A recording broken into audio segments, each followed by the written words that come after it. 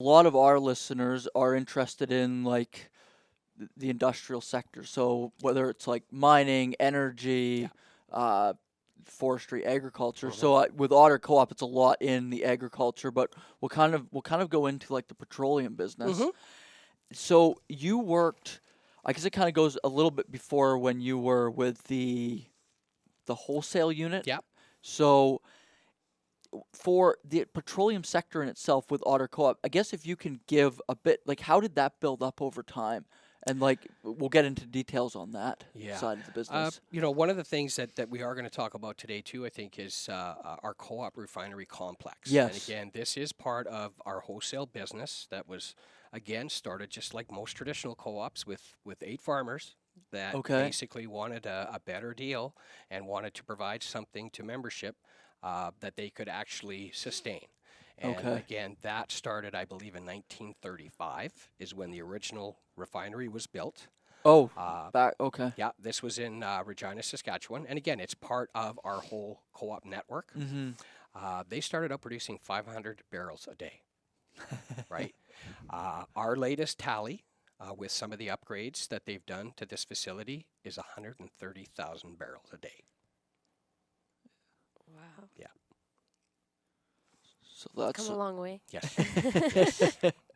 so that's so that's been built and obviously upgraded over the years. So when when you were with that side of it, so that's in a way because I know in our call before I was asking you about like hedging strategies and you said, Hmm. well, we actually own the refinery. Yes, So you're in a sense that that co-op is buying raw product and just bringing it into. absolutely. And Okay. the nice thing about it too, and again, we talk about different ways to be profitable in the refining business. And Yeah. one is, obviously you can buy light crude.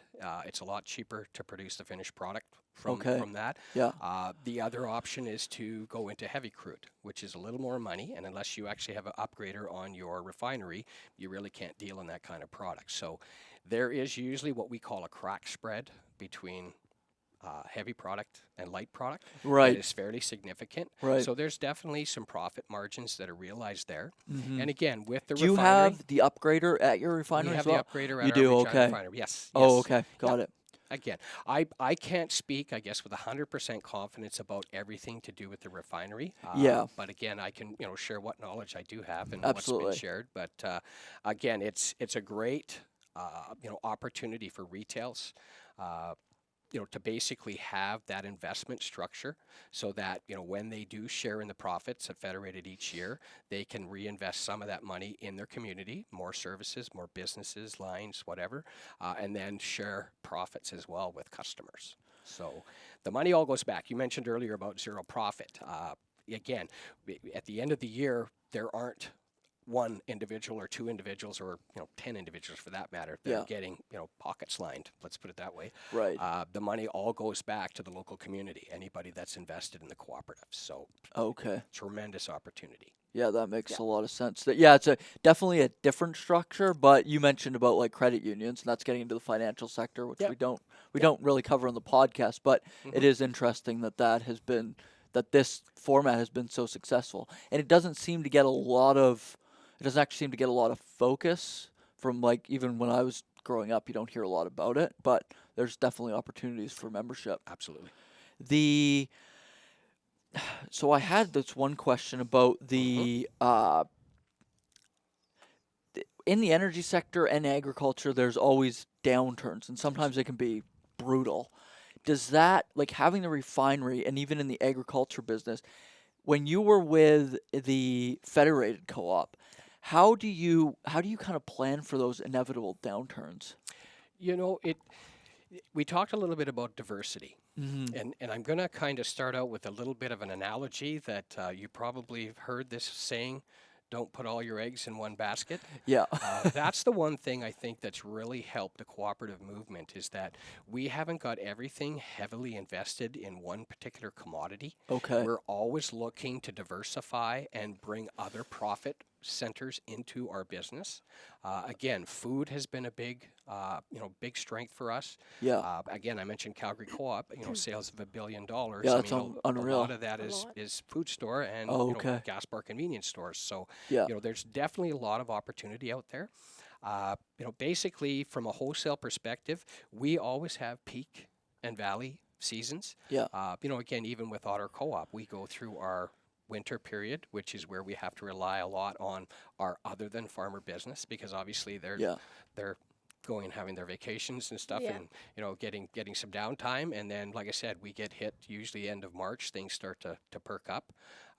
But again, we have various customers. We deliver to forestry. We deliver to aggregates. Yeah, that's the one All thing types, yeah. I was going to touch on. That's a Mhm. part of in the fuel business. That's you're actually directly delivering to customers Absolutely. with that as well. Absolutely. Yeah. Yeah. Right. We are a full functional retail. Yeah. And again, we do deliver as far as Hope. And then we go all the way to the ocean. So it's a Okay. very big territory. Right. Again, how we got our start, we started with one bulk plant Okay. and one truck. And a very small truck. Yeah. I don't even think you'd classify it as a single axle anymore. But basically, primarily, we delivered heating fuel and farm fuel, which was Oh, market okay. fuel, right? Yeah. Now we have 7 trucks, and we're going to be delivering about 38.1 million liters by the end of this year. So, Okay. yeah, So it's a the end of huge our increase. operating year, which is February 28th. So, I see. yeah. Wow. Yeah. Okay. The I don't know if this actually applies with Otter Co-op, but the one thing was going into you source products, so you obviously have to source the crude. Um, Yeah. and is there exchange agreements that you have to use for doing that, and for the agriculture side as well? I guess that's all kind of built in with the co-op structure, right? It is. And again, when it comes to raw, unrefined product, Yeah. obviously that is all done through our wholesale, Yeah. through CRC, the Co-op Refinery Complex. Where the exchange agreements come in is where it's almost impossibly logistically to get product out to at a reasonable cost, Okay. i.e. from Regina to Vancouver. Yeah. What we've done in the past is we've actually set up exchange agreements, and you'd almost call it like trading product. Okay. Obviously there's a demand and need for them to get product locally from our refinery, which would probably cover Saskatchewan, Manitoba. Hmm. And then there's a need for our co-ops to basically source product, closer to where we actually live. Oh, so you're right? almost doing like a trade Yeah. scenario. Oh, okay. Yeah. That's a pretty big. That must be a big driver in the It strength. is a big thing. It is a big thing. And again, the unfortunate thing is that we have had tremendous growth over the last 10 years. Yeah. We're starting to see some of that product availability become less and less. We've actually What do you mean by started- product less what and it less? is they're not trading as much product with us from our refinery Oh, as okay. we require from their terminals, right? Oh, so okay. once that gets out of balance, and Mhm. again, I always say that I have the most admiration for the folks that work on these agreements, because it's all over the place and it Yeah. changes, right? It Yeah. changes. You try to budget for it every year, but it's a tough number to get exact. So it's tough for them. I have a whole lot of respect for them and what they do. I don't know how long I'd do it with, I've already lost a lot of my hair. I'd probably lose the rest of it. But anyway, it's tough. For us, again, we actually started something new, because when you get to the point where you don't have the product to trade, you then have to buy product. okay? Right. For us to be competitive and offer competitiveness to our members, we actually last year started railing product out from our refinery Oh, to okay. Port Coquitlam. And what we do is the rail cars are unloaded by a transloading facility Yeah. onto delivery trucks, B trains, which haul about 48 to 50,000 liters of fuel, and then they're delivered to our locations. Okay. Okay. What that does is it now allows us to capitalize on the netbacks, whereas if we trade product, there's no netbacks when we get it from them. So I see. yeah. With that refinery, going back into that a little bit, Mhm. just because there's a lot of talk nowadays, especially in the oil business, because they can't get the product out, or getting just the prices are getting beaten down. Yes. Was that refinery, like as it built up, that was all done through the co-op, so that would have all been privately done, Well, essentially? again, reaching back to what was shared, Yeah. Originally, that when they started the expansions and started getting bigger and started, needing more capital, the Saskatchewan government was actually one of the partners with them Oh, on the okay. upgrader. Oh, okay. Okay. Yeah. Some years back, and I don't want to give the date because I'll probably get it wrong, That's okay. but the Saskatchewan government basically wanted to sell their portion of the upgrader back to the co-op system. Oh, okay. And it was a pretty quick payback for the co-op retailing system. So great deal for them, great deal for us. They got much needed capital, and we basically got 100% control of our upgraders. So it So was like a public-private partnership yes, in a sense, and then yes, it was sold back. yeah. Okay. But that was, again, just the upgrader. It had nothing to do with the refining process of it. Right. So yeah, Right. yeah.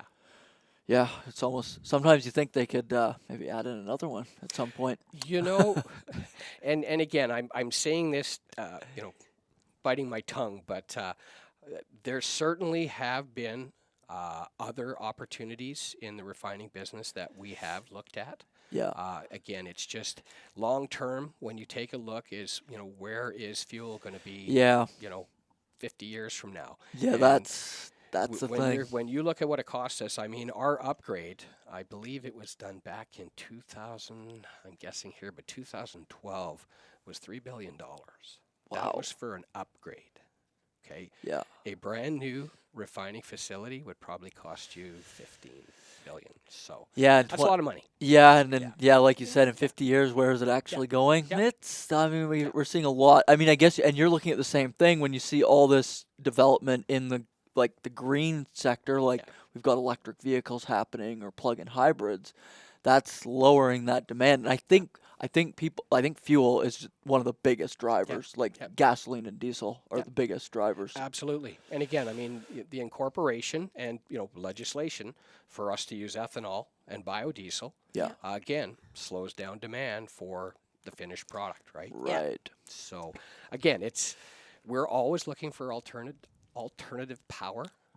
Whether that's electricity Yeah. to handle the hybrids and whatnot. We certainly, are looking at those with open eyes to make Mhm. sure that, we're getting in there and investing at the right time.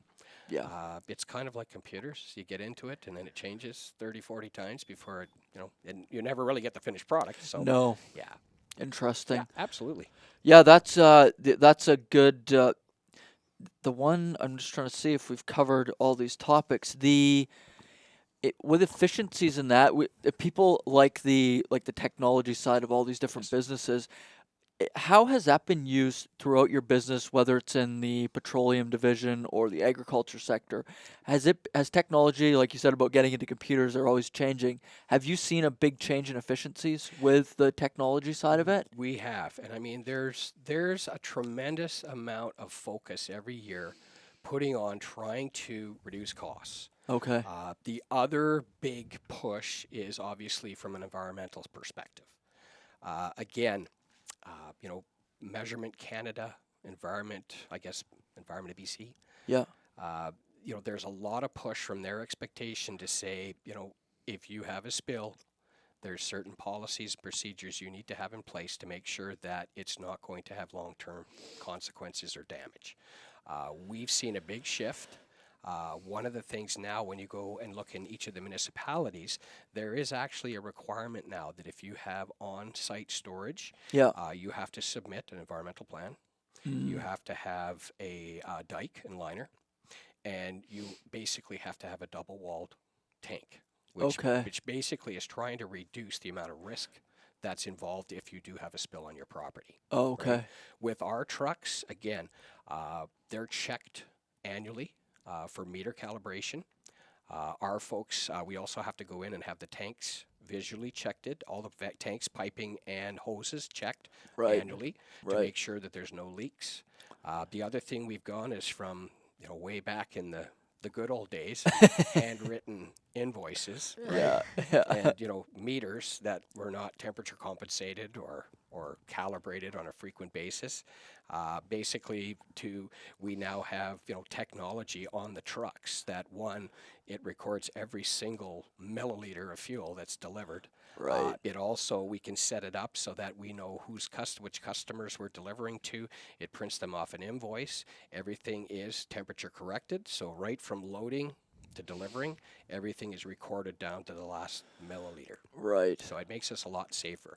The Yeah. other thing that we've incorporated now too, which is also helpful, I mean, when we look at farmers and even commercial companies, I mean, input costs, you have to monitor them, otherwise they could get out of control. Not so much even from an environmental standpoint, which is important, but loss of profit margin, Yeah. theft, that Yeah. kind of thing. We actually started a cellular-based tank monitoring program that we've Oh, rolled out okay. to a number of our customers. It's helped us become more efficient because now, we get the call, they order fuel, they have no idea how much they're going to take, so it's a blind dispatch, right? Maybe they'll take 1,000, maybe they'll take 5,000. With the monitoring now, we can actually load a truck and be able to get rid of every single liter of fuel. Oh, because you know exactly how much each customer needs. Absolutely. Yeah. Absolutely. I guess that in a way, even that reduces environmental risk It does. because It does. it's less. You're not just taking a tank out, emptying half of it, having to Exactly. go back. Yeah, exactly. So all that thing, which is good. I mean, you hear all this flack that happens, whereas the industry has come a long way in certain measures Yes. to avoid potential disasters. So that's good. No, absolutely. In terms of technology, just because we're moving into the new technology, Yes. have you found anything that's not or hasn't worked the way you thought or should have? I guess there's a ton of dispatch programs out there, electronic dispatch programs. And again, we've had a challenge trying to find one that meets the needs of everybody. Our dispatcher may love this program because some of the features that it's got. The drivers, on the other hand, I mean, when I look at it, we want our drivers to be delivering fuel. We don't want them to be bookkeepers and have to do accounting and basically have to spend half their time on a computer screen, updating files and stuff. It would be nice if we could find something that was basically already set in place that we could use, and it would fulfill both the dispatcher's purpose, which is obviously to route and dispatch the fuel, and Yeah. the drivers, which we want to spend less time punching stuff into a keypad or a computer and doing deliveries. So right? that's one of the things. That's one of Absolutely. the, yeah. Yeah. Has it been hard to kind of move into the new?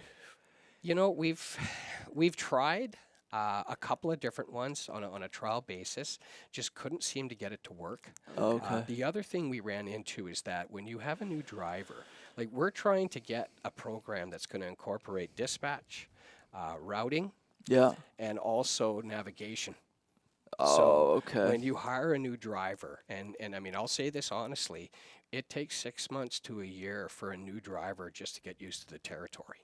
I mean, Really? it would be different if they did the same deliveries every day, but in the fuel business, that's not always yeah. possible, right? They have to be diverse enough to go different territories, different directions. So it would certainly help, Yeah. us identify where the efficiencies are. Yeah. I mean, right now we're using a program basically that just has territories, and all the dispatch is lined up to be in that particular territory. So it's worked so far. Yeah. But again, the other thing is too is we have maps that we use of the customer's properties. They're not always quick to update them when they move stuff around, but again, it gives our drivers an idea of what to expect when they hit the property. Not only getting into the yard and whatnot, but we have several customers that you are right off the Fraser Highway, and there's traffic on the Fraser Highway. Yeah. And Yeah. backing a 50-foot truck out onto the highway is not always an easy thing. So Yeah. Yeah, that's actually a good point. You've got some interesting setups for these Yeah. yeah, for Yeah. heavy hauls. no, exactly.